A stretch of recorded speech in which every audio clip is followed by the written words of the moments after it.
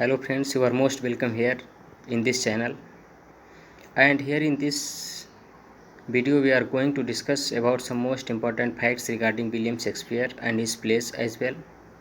And in this video we are going to discuss some most important topic like storm in Shakespeare plays, ghost in Shakespeare's plays, and some other most important points that are often asked in our exams.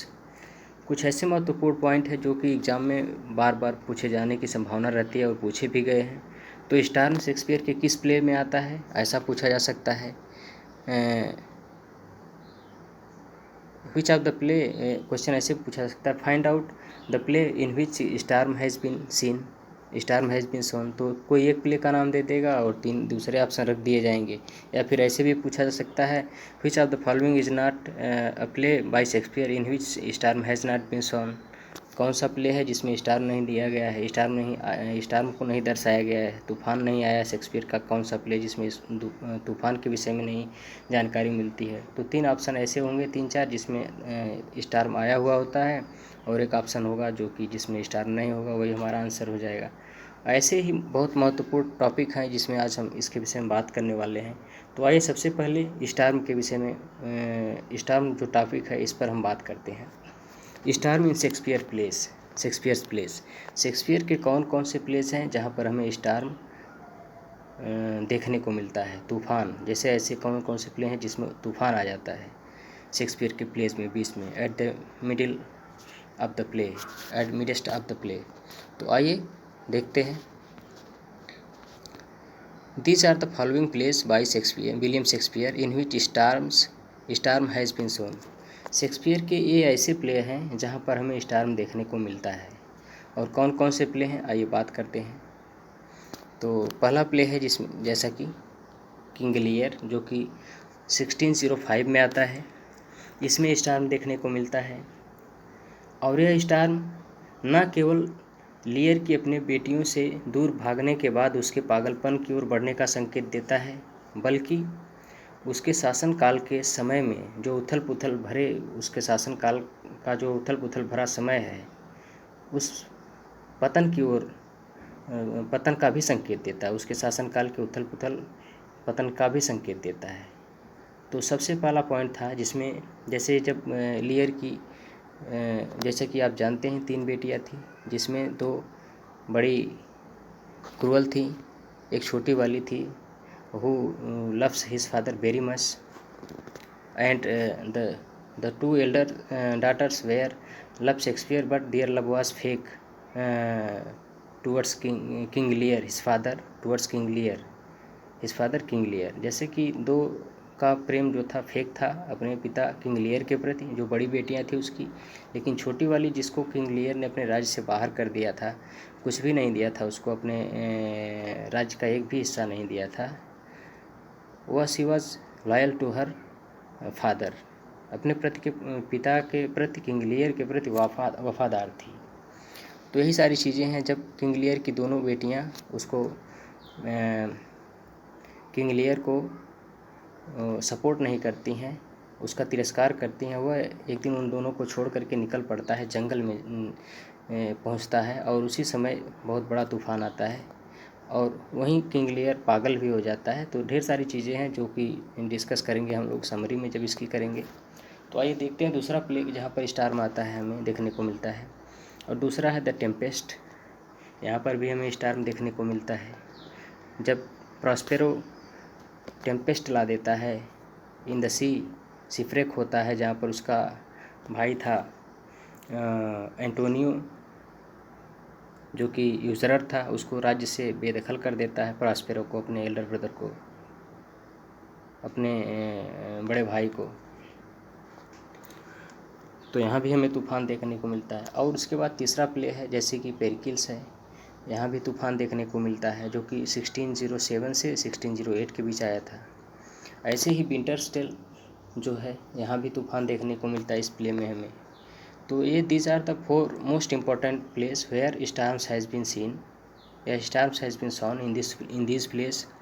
इसके अलावा कुछ ऐसे place और भी हैं जहाँ पर storm देखने को मिलता है। जैसे आप बात करें 12th नाइट की, वहाँ भी स्टार्म देखने को मिलता है। तो These were the most important facts regarding the topic storm in Shakespeare plays. But these are the 4 most important places where storms has been shown. जैसे कि ट्वेल्थ नाइट की बात करें तो वहाँ नेचुरल तूफ़ान होता है, लेकिन यहाँ पर तूफ़ान जो है एक प्ले में दर्शाया गया है, उसमें जो है उथल पुथल और तमाम चीज़ें हैं जो कि राज्य में घटित होती हैं इन लोगों के, उसके विषय में बातें जो है सारी चीज़ें जानकारी मिलती हैं। जैसे some points may be noted from here as,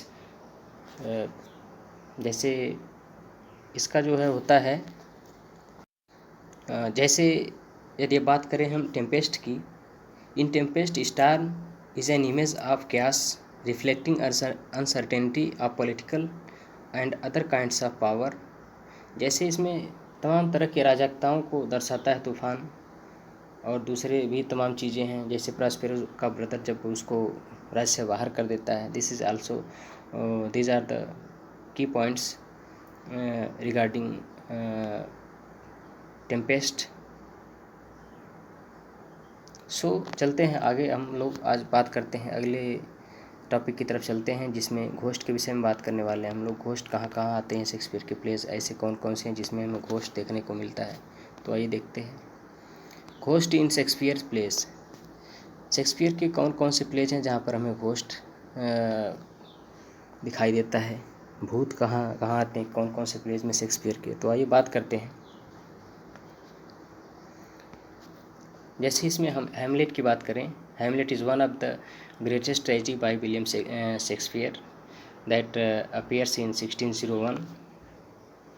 Hamlet की बात करें तो हैमलेट में घोस्ट जो है 3 बार दिखाई देता है। एक्ट 1 सीन फर्स्ट में आता है, जहाँ पर बर्नार्डो और फ्रांसिस्को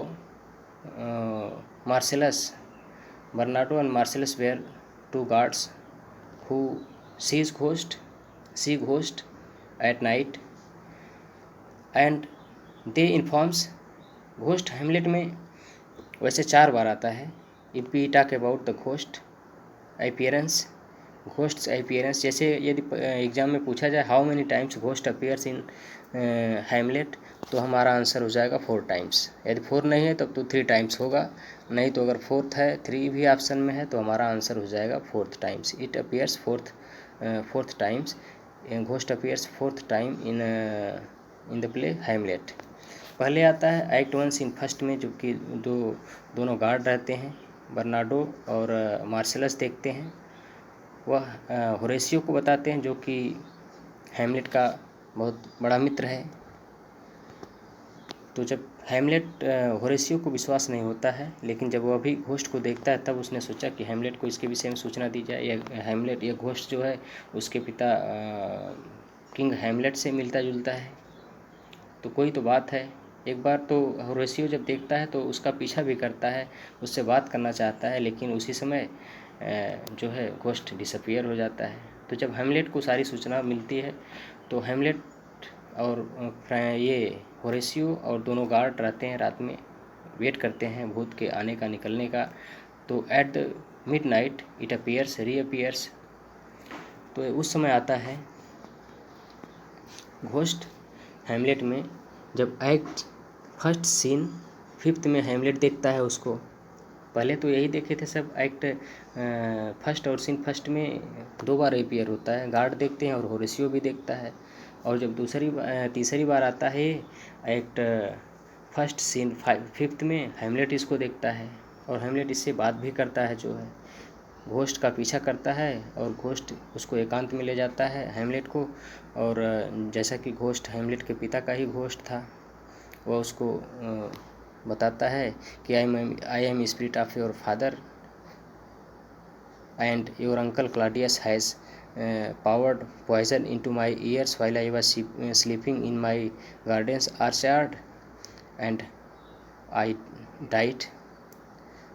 तो वो कहता है कि क्लॉडियस से तुम्हें बदला लेना है हैमलेट, और हैमलेट भी शपथ लेता है चलिए ठीक है, लेकिन अभी कुछ बातें हैं जो हैमलेट के बीच माइंड में चलती रहती हैं, जिसकी वजह से वह थोड़ा सा कन्फ्यूज़न में था। And at last all things becomes clear and place move aheads, सारी चीज़ें स्पष्ट हो जाती है और अंत में हैमलेट बदला भी लेता है। लेकिन उससे पहले एक्ट थर्ड सीन फोर्थ में हैमलेट एक बार फिर से घोस्ट अपने एक पिता के घोस्ट को देखता है, जिस समय वह गर्ट्रूड अपनी मादर गर्ट्रूड के क्लोजेट में होता है, जहाँ पर वे सब बात करते हैं। उसी समय पर्दे के पीछे से पोलोनियस सारी बातों को सुन रहा होता है। कुछ फैक्ट हैं जिनके विषय में वह स्पाई करता है कि हैमलेट के विषय में कुछ और पता लगाया जाए, जैसे कि क्लॉडियस ने कहा था कि पता लगाइए हैमलेट के बिहेवियर में अचानक इस तरह के बदलाव क्यों आ रहे हैं, वाई ही जैसे उसमें वो मैडनेस का रोल करता है हैमलेट इसमें, तो वो कहता है madness in great ones mustn't be unwatched go. Claudius कहता है बड़े लोगों के पागलपन को ऐसे ही नहीं जाने देना चाहिए, जैसे उसमें कोई ना कोई बात है ज़रूर, अचानक हैमलेट ऐसा क्यों कर रहा है, हो सकता है कुछ कोई बात हो इसके अंदर जो हमें ये जानना चाहता हो। तो स्पाई करता है पोलोनियस। उसी समय पोलोनियस को हैमलेट जो है तलवार से घोंप कर उसकी हत्या कर देता है। सोचता है क्लॉडियस उसका अंकल है, लेकिन वो तो पोलोनियस था और उसको खींच करके ले जा करके चुरा देता है। तो ये सारी चीज़ें हैं जो कि चौथी बार ये घोस्ट अपीयर होता है प्ले हैमलेट में। लेकिन जिस समय घोस्ट हैमलेट घोस्ट को देखता है और उससे बात करता है, तो उसकी mother Gertrude was surprised, she was shocked to see strange behavior of his of her son Hamlet. सोचती है ऐसा विचित्र व्यवहार क्यों कर रहा है, perhaps he has gone mad, perhaps वह लगता है उसको ऐसा लगता है कि वह पागल हो गया है, जैसा कि ओफेलिया के विषय में आगे बात करेंगे हम लोग। तो ये सारी चीज़ें हैं। Fourth times ghost appear in the play Hamlet. अब आइए चलते हैं जूलियस सीजर, दूसरा प्ले है जिसमें घोस्ट अपीयर होता है। यह आता है 1599 में, जूलियस सीजर। अब जूलियस सीजर की अगर बात करें हम, तो इसमें घोस्ट अपीयर होता है 2 बार। पहले तो घोस्ट अपीयर होता है एक्ट फोर्थ में। एक्ट फोर्थ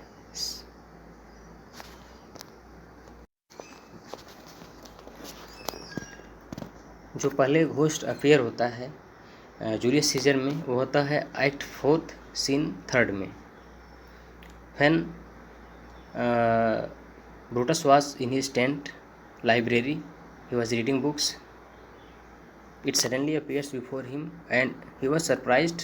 परहैप्स जैसे वो सोचता है नहीं, जैसे सोचता है कि जैसे नहीं मैं सही नहीं देख रहा हूँ, मुझे लग रहा है जैसे उसको भरोसा नहीं होता है, सोचता कि मेरी आंखें धोखा खा रही हैं, ऐसा कुछ भी नहीं है यहाँ पर, घोस्ट वोस्ट नहीं कुछ है, ऐसे हो जाता है वो Brutus.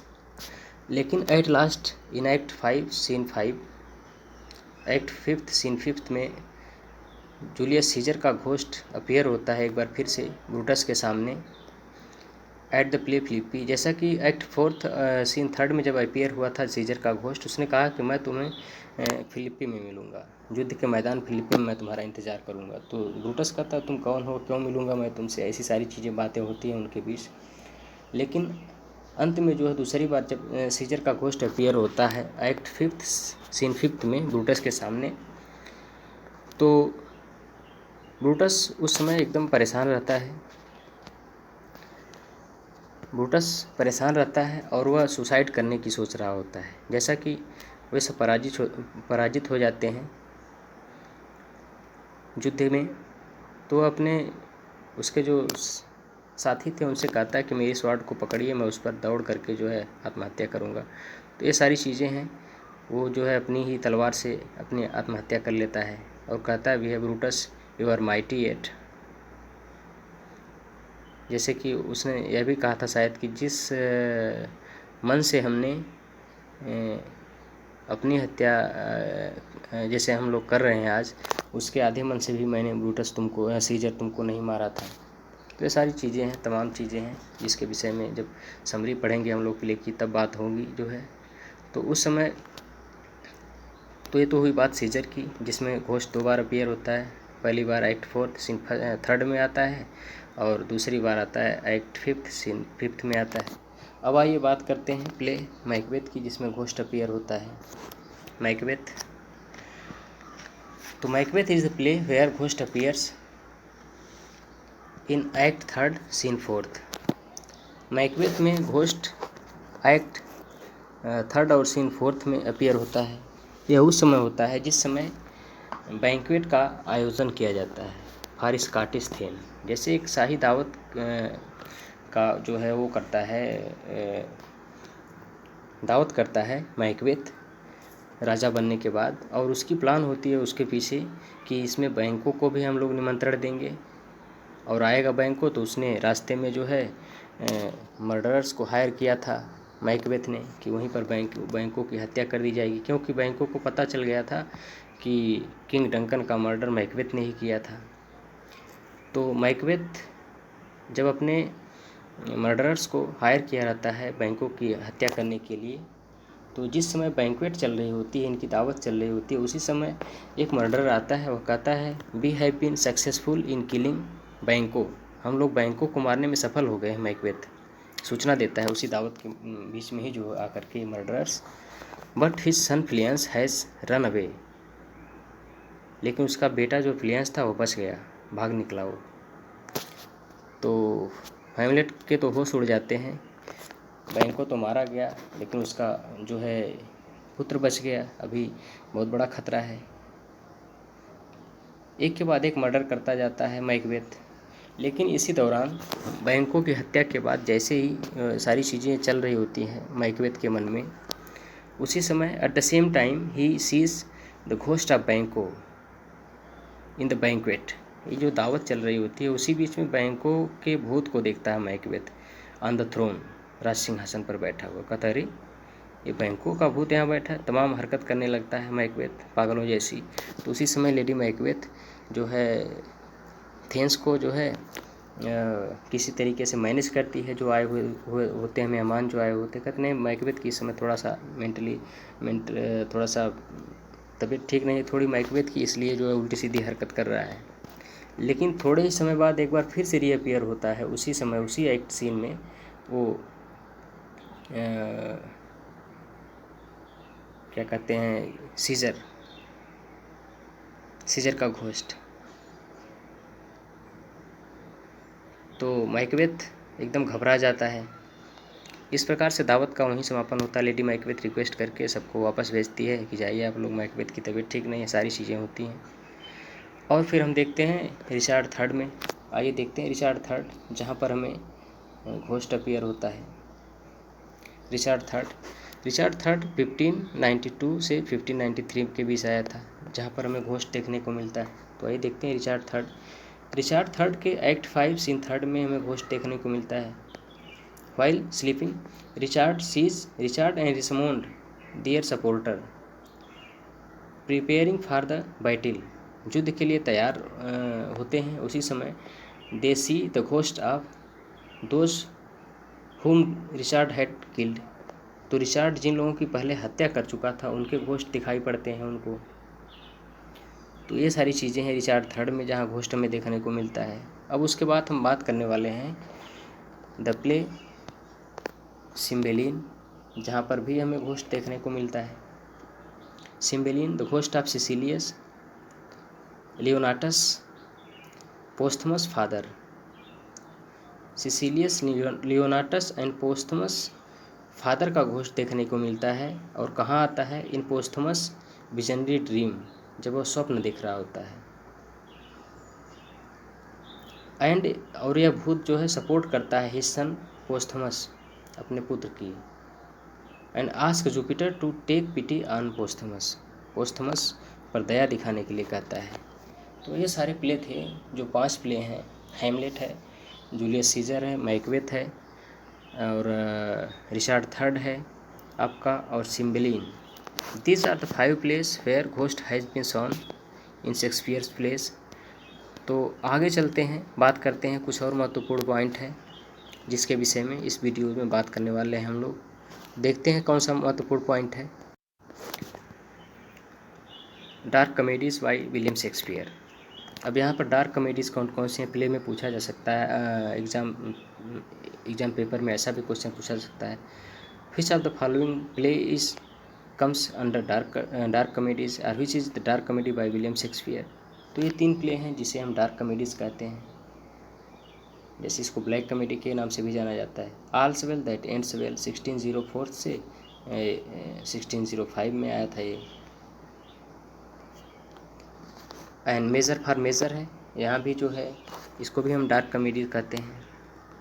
Troilus and Cressida, it's also a dark comedy by William Shakespeare. So these were the 3 most important plays that are called dark comedies, that are also known as dark comedies.